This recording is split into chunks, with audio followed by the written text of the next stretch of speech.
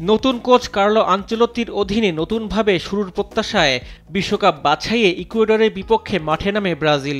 কিন্তু কোচ বদলালেও পারফরম্যান্সের আর বদল হয়নি। বিবর্ণ ব্রাজিলে হতাশ সমর্থকরাও।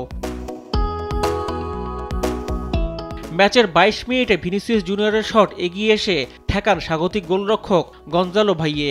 ৩৩ মিনিটে হেড লক্ষ্যে রাখতে পারেননি লম্বা সময় পর ব্রাজিলের হয়ে খেলতে নামা ক্যাসামিরো। ৩৭ মিনিটে ইকুয়েডরের ইবোয়া বিপজ্জনক জায়গা থেকে বাইরে হেড করেন।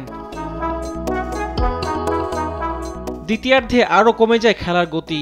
এই অর্ধে প্রথম ভালো সুযোগ পান ইবোয়া। ৬৭ মিনিটে ঝাঁপিয়ে পড়ে তার শট ঠেকান এলিসন। ৭৬ মিনিটে একইভাবে পেরভিস এস্তুপিনানের শট ব্যর্থ করে দেন ব্রাজিলের গোলরক্ষক এলিসন। বাকিটা সবাই তেমন সুযোগ তৈরি করতে পারেনি কোনো দলই। ১৫ ম্যাচে এটি ব্রাজিলের পঞ্চম ড্র। সঙ্গে ৫ জয়ে ২২ পয়েন্ট নিয়ে ৪ নম্বরে রয়েছে তারা। আরেক ম্যাচে পয়েন্ট টেবিলের তলানিতে থাকা চিলিকে ১-০ গোলে হারিয়েছে বর্তমান বিশ্ব চ্যাম্পিয়ন আর্জেন্টিনা। ম্যাচে ১৬ মিনিটে এগিয়ে আসা গোলরক্ষকের মাথার উপর দিয়ে বল জালে পাঠান আলভারেস। চূড়ান্ত পর্ব নিশ্চিত হওয়ায় সাইড বেঞ্চের ফুটবলারদের পরখ করতেই মেসি, লাউতারো মার্টিনেজদের রেখেই একাদশ সাজান কোচ স্কালোনি। এই জয় বাছাই পর্বে শীর্ষ স্থানে থেকে বিশ্বকাপের মূল পর্ব নিশ্চিত করেছে আর্জেন্টিনা। রিফাত আঞ্জুম, দেশ টিভি, স্পোর্টস ডেস্ক।